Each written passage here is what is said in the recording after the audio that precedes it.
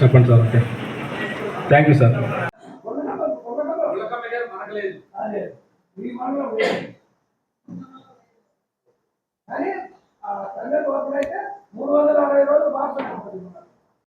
ఈ 8 చెరువుల్లో మ్యాక్సిమం ఈరోజు ఒక 4-5 చెరువులు అన్నా మనం 3-4 తర్వాత ఒక రౌండ్ అన్ని కూడా అక్కడికి వచ్చి చూస్తాం. వీలైతే డ్రోన్ కూడా ట్రై చేస్తున్నాం. డ్రోన్ కూడా చూపిస్తాం.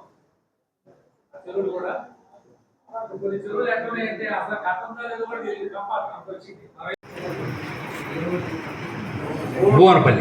భూవనపల్లి ఆ చెక్కు డ్యాములు కూడా కొద్దిగా రిపేర్ చేస్తే బోర్లకు నీళ్ళు వస్తాయి.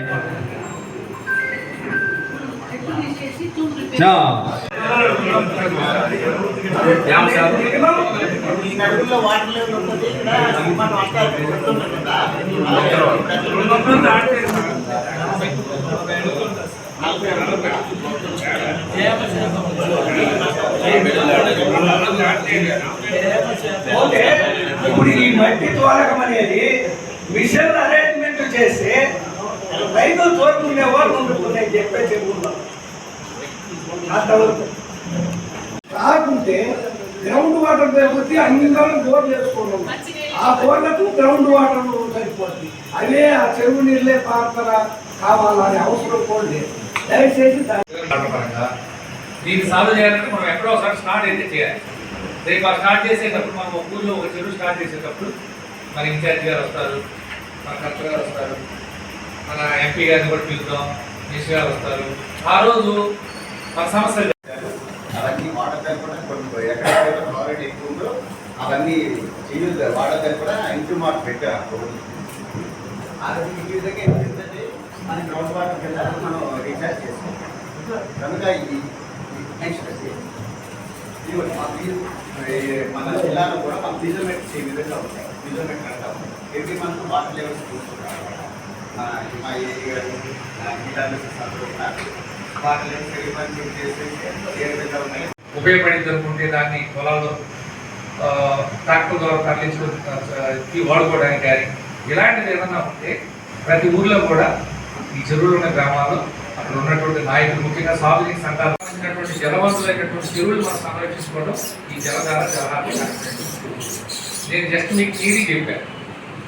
జలధార జలహారతి యొక్క థియరీ చెప్పాను. యాక్చువల్గా మేమందరం కూడా ఈరోజు ఈ మండలానికి ప్రత్యేకంగా రావడం యొక్క ఉద్దేశం ఏంటంటే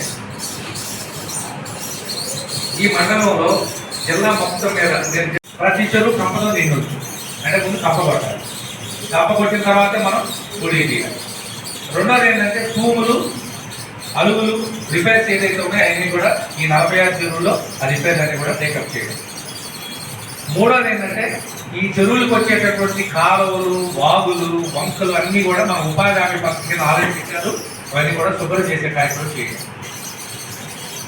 ఏమండి తీసుకుంటున్నారు. ఇంజక్షన్ వెల్స్ అనేది మా డీడీ గ్రౌండ్ వాటర్ గారు వాళ్ళు తిరిగి అది ఐడెంటిఫై చేస్తారు.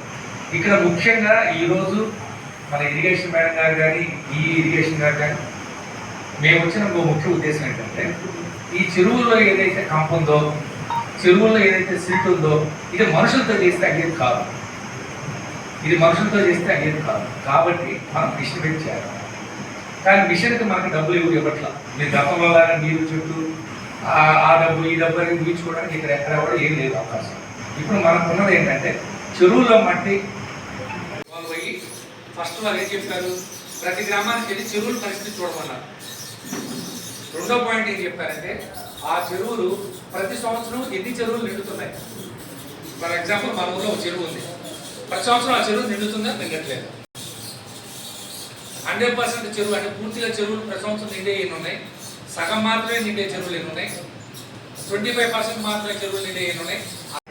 మనకు వర్షాలు తక్కువ రావడం వల్ల కావచ్చు, లేదా ఆ చెరువు ప్రతి చెరువుకి ఆ చెరువు నిండడానికి ఏదో ఒక వాగో ఒక వంకో ఒక కాలవో ఏదో ఒకటి ప్రతి చెరువుకి ఒక వాగో వంక ఉంటుంది కదా, లేకుండా ఎవరు ఏ చెరువు తవ్వరు.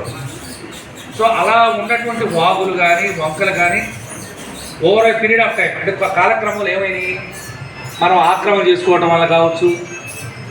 ఈ చెరువుకు ఉన్నటువంటి కెపాసిటీ మొత్తం కూడా పూర్తి స్థాయిలో నీళ్లు నిండదు.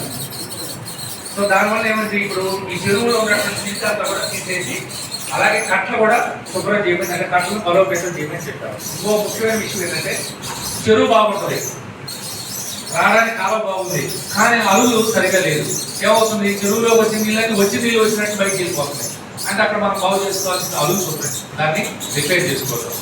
సో గౌరవ ముఖ్యమంత్రి వర్యులు గారు నారా చంద్రబాబు నాయుడు గారు జలధార జలహాసైన కార్యక్రమాన్ని పిలుపునిచ్చారు.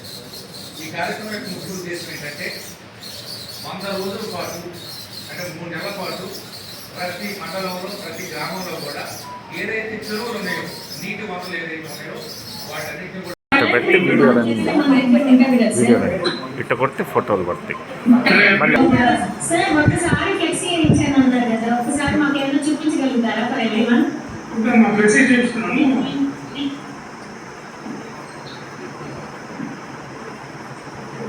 ఫ్లెక్సీ కనిపిస్తున్నా